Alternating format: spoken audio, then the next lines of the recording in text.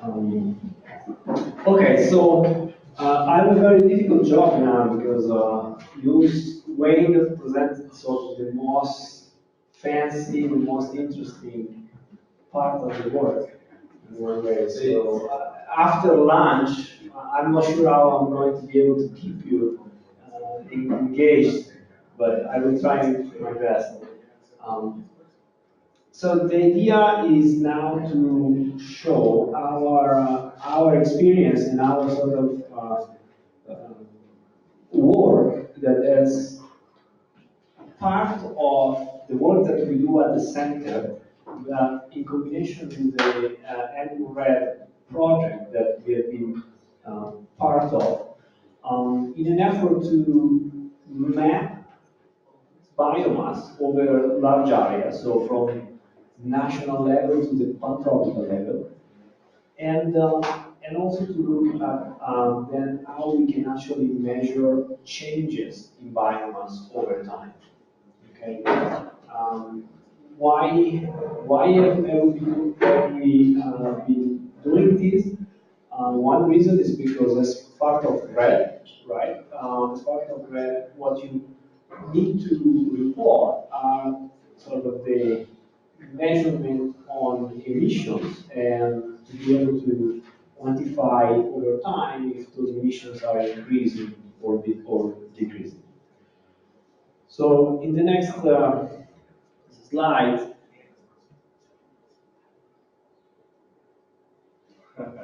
please. I didn't do anything. I really didn't. What do you see? The man is also very good. Technology. Yeah. But thank you for Yeah, please. Thank you. Thank you very much. So in the next slides, what I'm going to sort of go over is what is the usual approach, sort of from a historical point of view, on how you can generate estimate of carbon stock. Okay, and then I will show a new data set. So part of this work, I would say most of this work is actually for the entire tropics. And Mexico is part of that. But keep in mind that what has been done for the tropic can be done better for the country if we want to do it. So I will show a new data set that is a 30 meters biomass density data set for the tropics and so also for Mexico. Then I will show how you can combine that data set with deforestation data in order to quantify the gross emissions from deforestation at the national level and at the tropical level.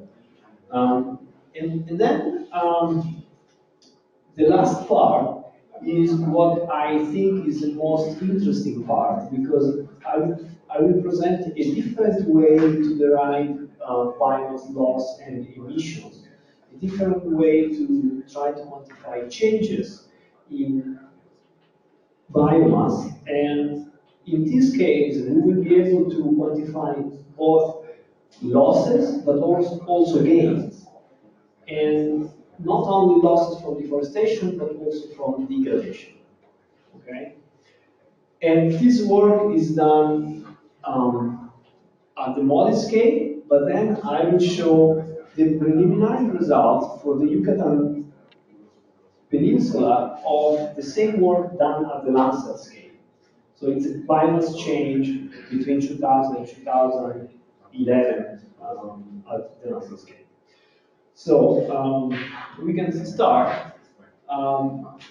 As we were saying this morning, right? How do you derive biomass estimate at the national level? If your interest is to come up with a number with what the biomass, what the timber volume is for a country at one time, well, forest inventories have been doing this for a very, very long time, and they've been doing this very well. Okay. But then the problem with forest inventory is that sometimes lack the the information to provide a spatial distribution of what the biomass is.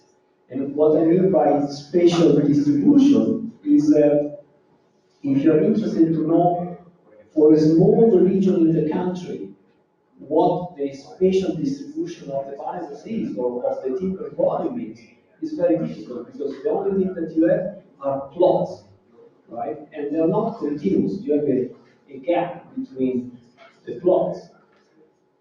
And because most of the time the design of forest inventories are based on a national level approach, when you go to subnational, to the municipality level, it becomes very difficult to have sampling.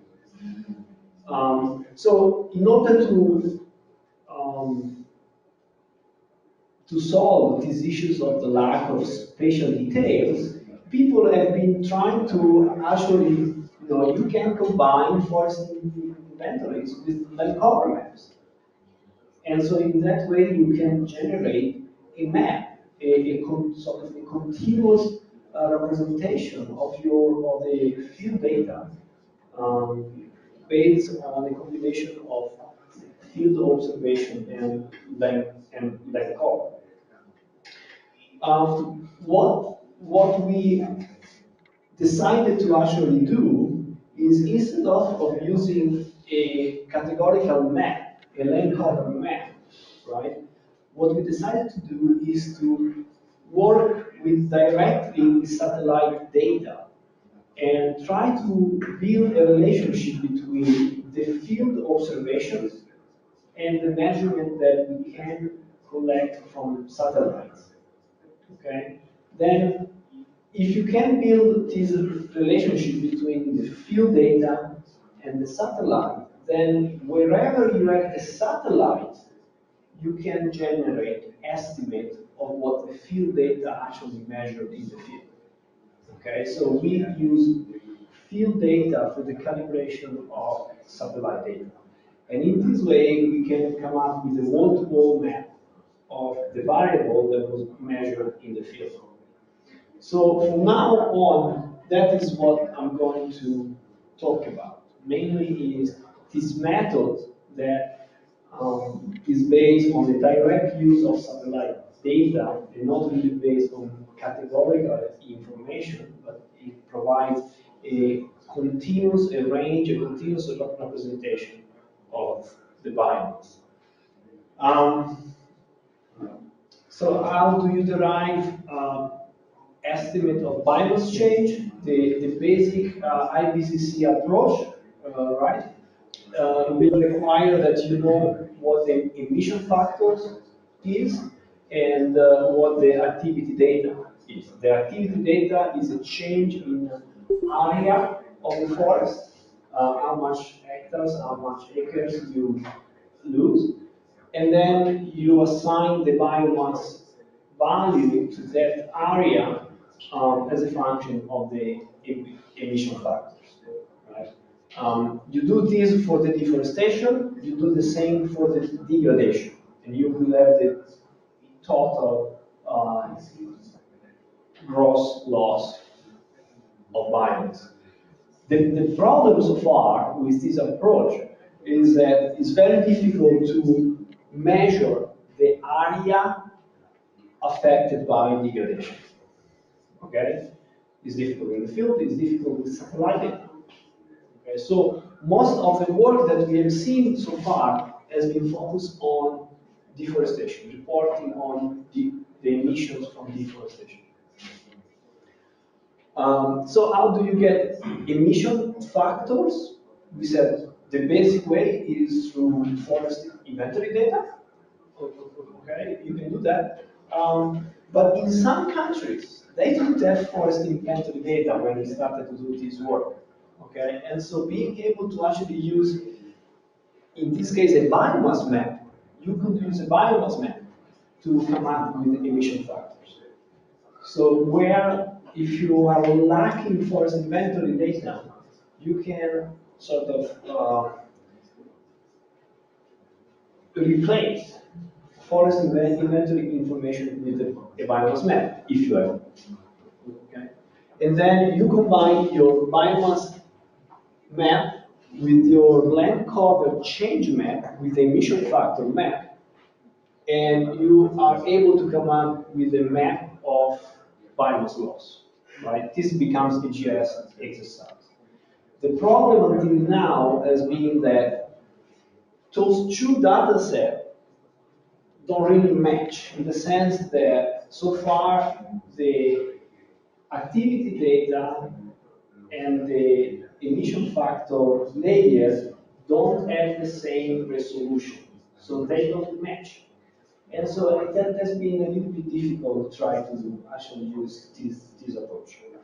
Um, but going back to our method of saying we don't want to use categorical data, we want to develop a relationship between field data and satellite observation in order to then generate what we will estimate, in this case, of biomass.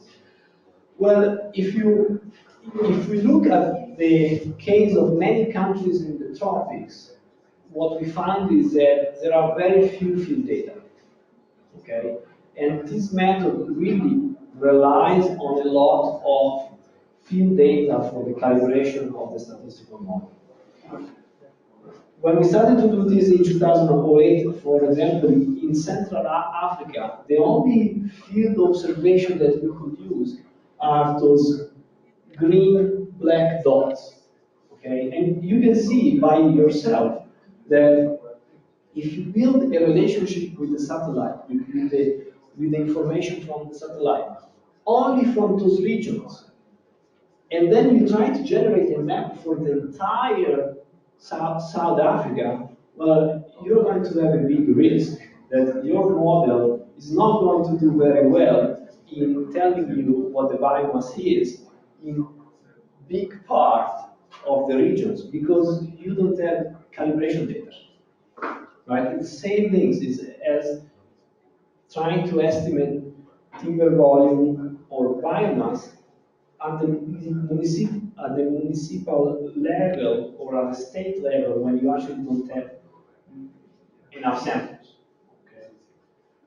So we step back and we say, okay, how can we solve this problem? And because in reality, what we wanted is something like this.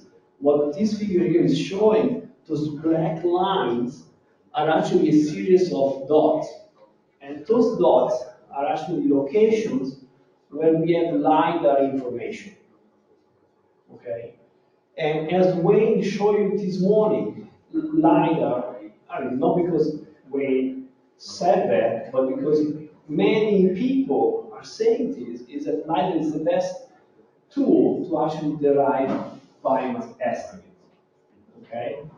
And so when we saw that we had the opportunity to use LiDAR and come up with biomass estimate, well, now we do have a great sample, a great data set that in this case is really a substitute of a forest inventory. Each measurement from this LiDAR sensor is 75 meters on the ground, so it's a pretty big plot, right? And then you will have millions of samples that you can actually use for the calibration of the satellite data. Okay. Now the next one, please. And so I'm going to skip this because with Wayne you already showed what a LiDAR data is. Next one, please. Try it again, I think it was my fault. Well, you're trying to No, you're trying to keep your job.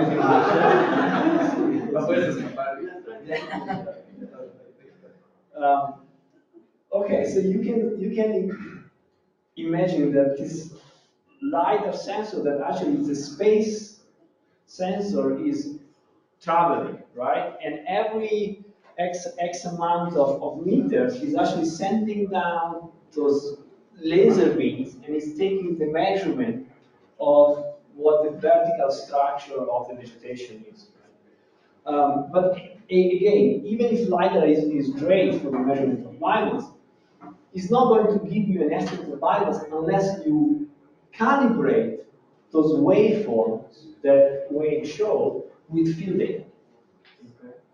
So what we did in this case is that we actually designed our own sort of forest inventories across the tropics, where we went inside some of those locations and we collected the measurements of what the biomass was. And as a result of that exercise, right, so what we did is that the dashed line is the footprint of the LiDAR data. This big square is actually our field plot. Okay, it was designed to be inside of the footprint and was designed to be a little bit smaller to consider the error in the geolocation, both of the GPS for when you go in the field and the geolocation of the center of the LiDAR shot. Okay? So we went across the tropic, we collected the measurement in the field, and here is again a similar representation of what Wayne was showing you earlier. In an old forest with 205 tons of biomass, you can see that the waveform is very complex waveform with multiple peaks, multiple strata of the vegetation, right? Then if you go to a different plot with only 78 tons of biomass, you can see that the waveform is not as complex as in an old stand. And then if you go where you have mainly tall grass, what you really get is only the ground scene, okay? And so, again, this is just to show that there is information in the LiDAR data.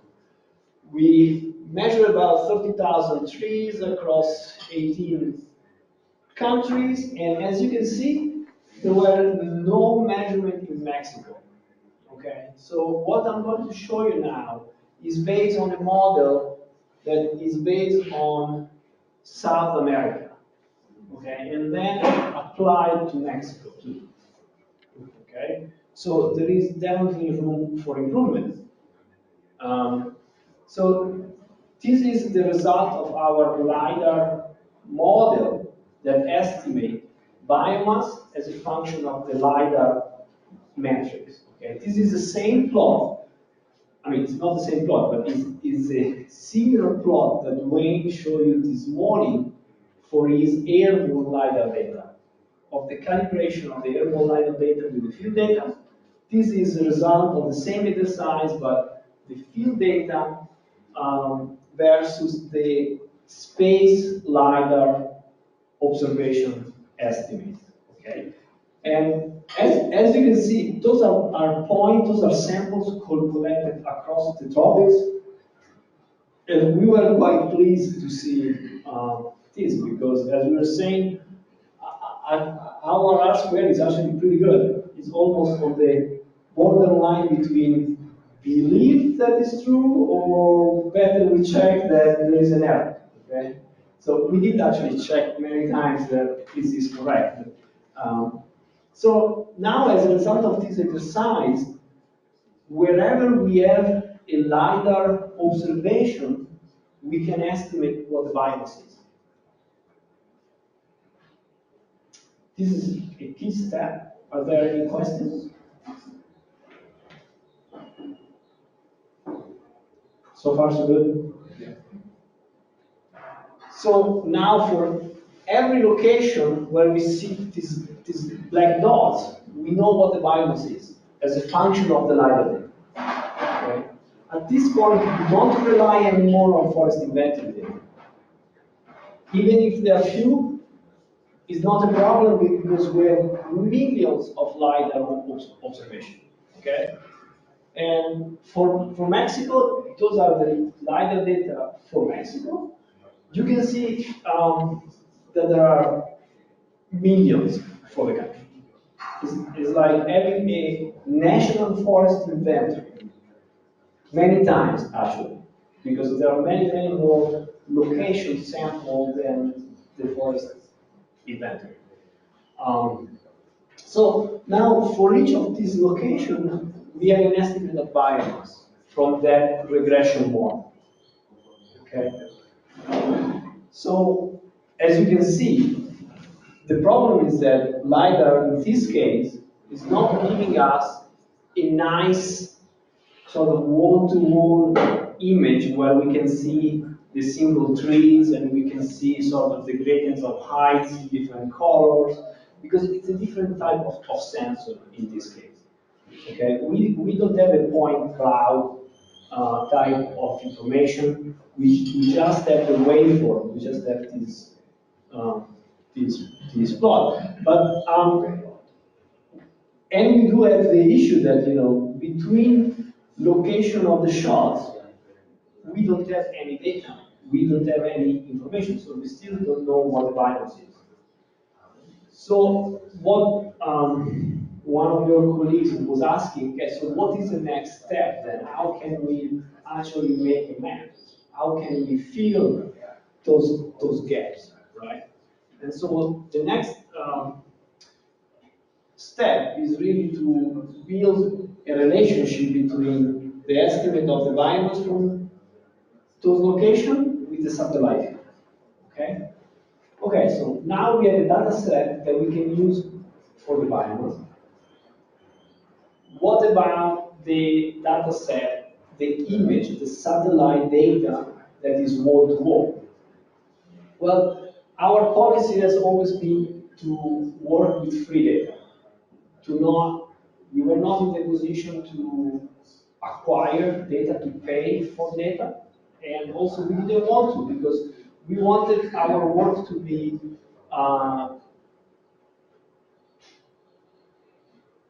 in a way to have a methodology and based on data that each country who were interested could actually reproduce what we did or improve it without any investment in data acquisition. So we try to work with free data. The software is all open source, it's all free, and so whoever wants to try to do this will have access to the data and the software to actually do it. And so the data that we decided to use for this work is actually MODIS data. Now, MODIS is an optical sensor. Okay, it's not radar, it's not LiDAR. It's an optical sensor. So it's a passive sensor. What that means is that it measures the light that is reflected by the objects on the ground. The problem with the tropics is that the tropics, there are a lot of clouds. Okay? And with this sensor, if it is cloudy, if there is a cloud, it's not going to give you any information. And just to give you a sense of how big the problem would be, here is Africa, and if you look at the collection of 8 days of MODIS, all this white region here, white with no color, is a region with no data due to clouds. Okay? So, I mean, we knew that clouds has been always a problem, but we said, wow, I mean, this is a lot of missing data. So how are we going to work with optical data? Well, the good thing is that, as I always like to say, is that trees don't move, right? But clouds move. So if you keep looking at the same spot over and over, you will be lucky one day, or a few hours a day, that actually it will open up and the signal will go through.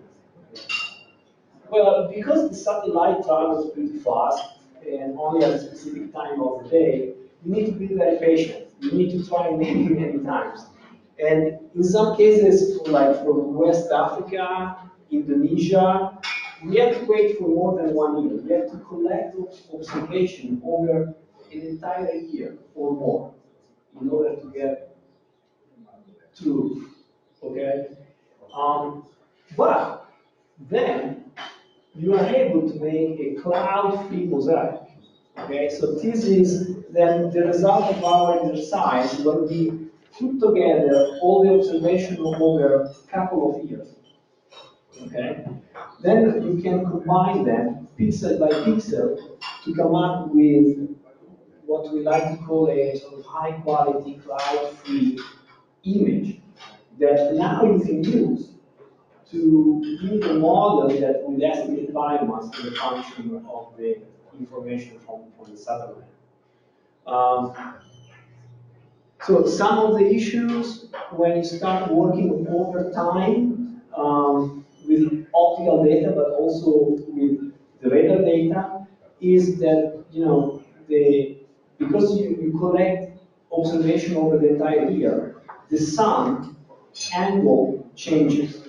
And as the sun angle changes, the shadows and the reflectance changes.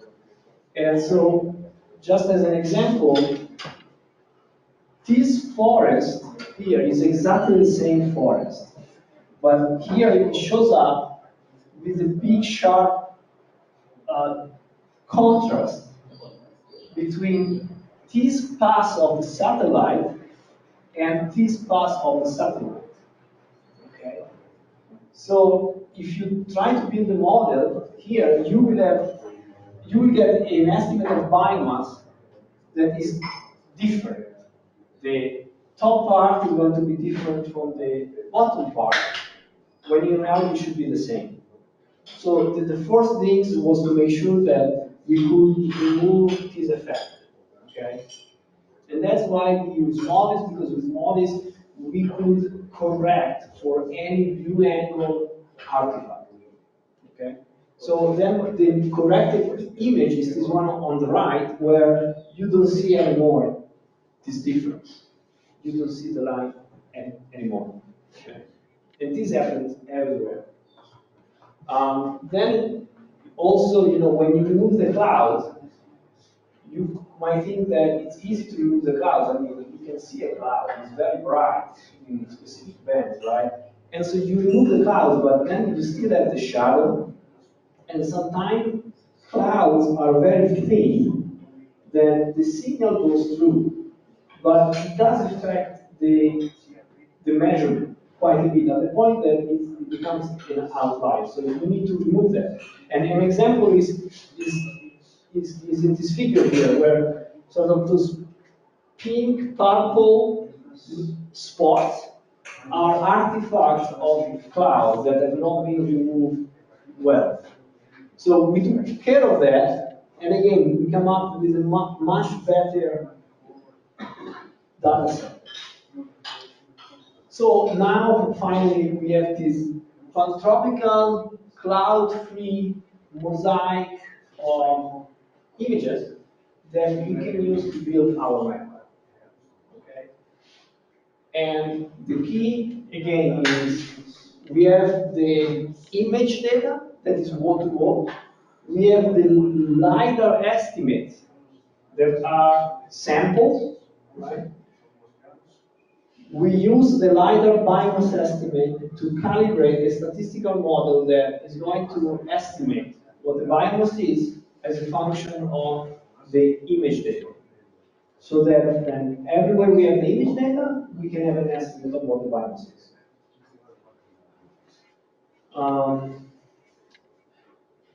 So I added this slide because someone was interested to sort of know what we really do to generate this map, right? So what we do is that the inputs in our model are the reflectance from MODIS, right? We use the 7 length bands, how they are called, but also we add a series of extra bands that we generate that add information that explain the variability of the biomass. The metrics that we add, for example, are layers on the variance of the reflectance of each band over the time period of the mosaic. Um, and then we use also some vegetation indices as EBI or NEII. Okay? And what we do in terms of model is that we don't use a regression approach, but we use a machine learning algorithm that is based on three base models. Now, in this case, three base models has nothing to do with trees, with forest. It's called three base models. I think I might have it figured out. Three base model because how you show your model is like a tree. Okay, you split the data in what they're called branches and leaves. Okay, but the tree-based model is just an algorithm. It's a non-parametric algorithm that is very good in actually extracting information when the relationship in the data is not linear. It's a complex, multivariable kind of information. And how those machine learning algorithm works, as the word is saying, machine learning, they need to learn the relationship between the biomass and the reflectance information in this case. So what they need is what we call is a training data. So we provide a series of examples of what the reflectance is and what the biomass is. What the reflectance is from all the different kinds of conditions, right? We provide these examples and we let the algorithm learn the relationship between the biomass and the variables that we use in the model. Okay? So then we estimate what the model is, and then we apply the model to the image data. And as a result, we are going to get our map. I can skip this. So as a result of this exercise was this map that was published in 2012. It is still the highest resolution biomass data set for the tropics.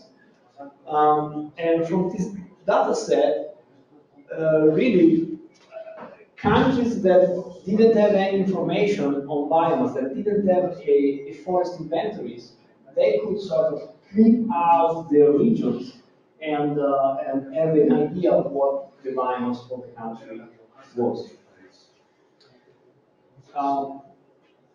Based on this approach, what we recently did is that we replaced the image data of MODIS with Landsat. Okay, we generated a mosaic of Landsat data in this case, not of MODIS.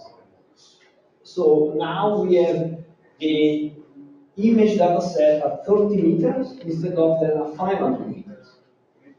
And then we use a similar approach. We use the glass data that we used before, the biomass from the LiDAR, to develop a new model in this case, that as a function of the reflectance from Landsat is meant to be able to estimate what the biomass is.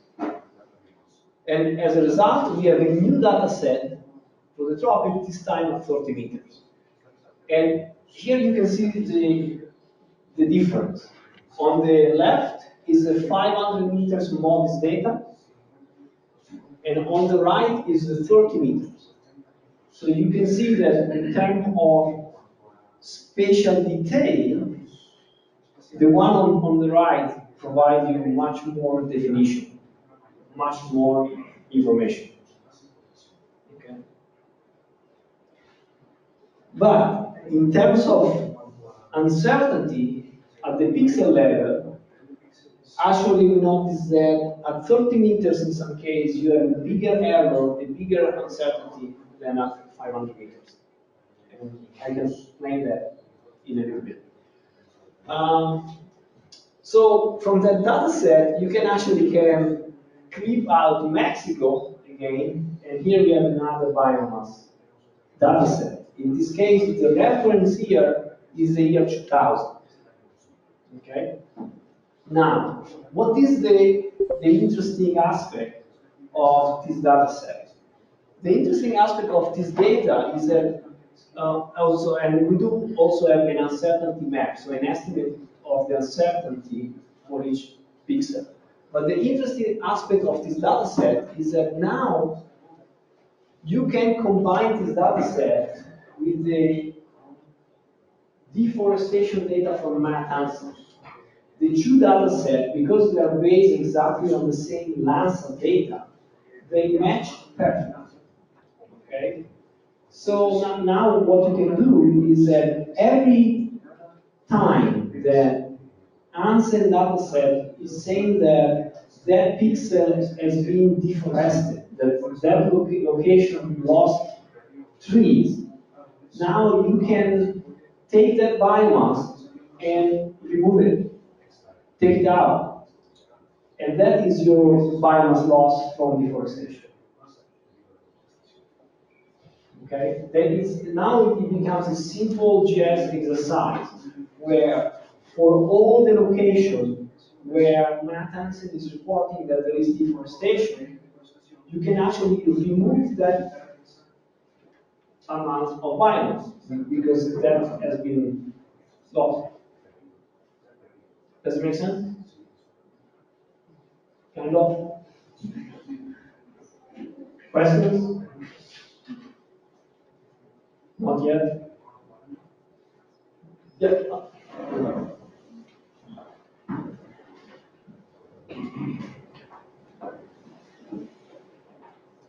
¿Por qué razón el mapa de Matt Hansen es consistente con este mapa de biomasa? Because we use exactly the same Landsat, we use the same images, the same Landsat data. So Matt Hansen deforestation product is based on Landsat data. Okay? And we use exactly the same data set for the year 2000. So we have a baseline of what the biomass is at the year 2000. And then as Matt Hansen every year is telling you which polygons, right, which pixel has been losing forest, well, you can take those pixels and remove the biomass that correspond, that matches those locations. And then you sum them up and you come up with your gross biomass loss. Conforme pasa el tiempo, la biomasa en las tierras forestales que pertenecen como tierras forestales pueden incrementar el contenido de carbono.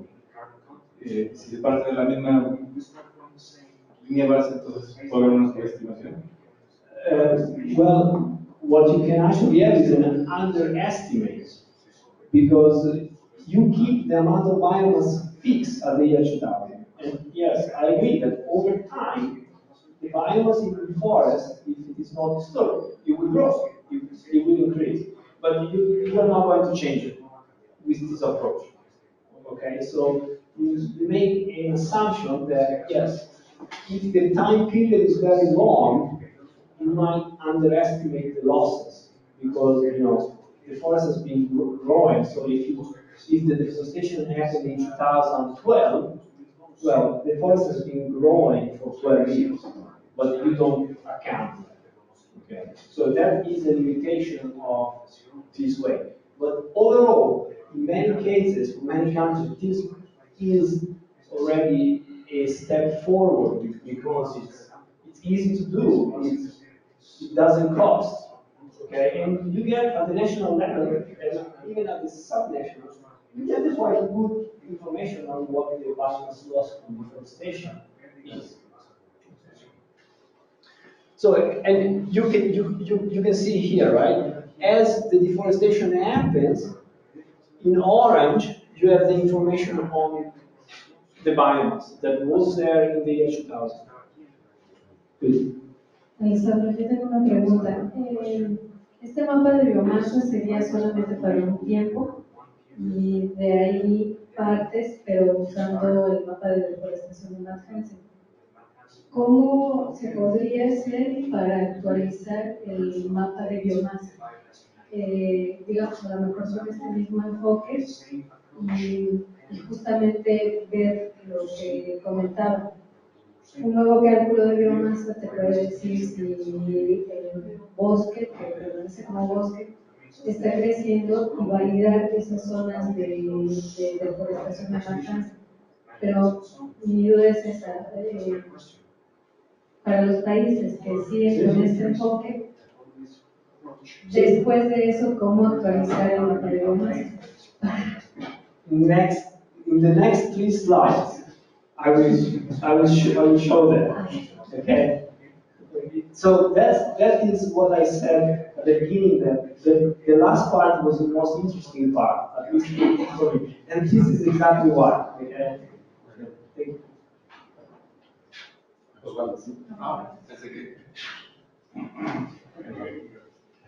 ¿Cuál es la unidad mínima para poder estimar las emisiones?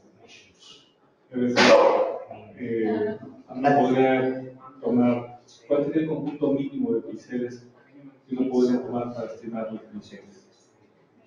In this case, there is no minimum because the minimum is 0. Because so your biomass data has a range that goes from 0 to, in this case, to 350 tons. Okay? So that is the range of biomass in the year 2000, your baseline. Okay? Then, here are the data from MAT, from ANSEN, right?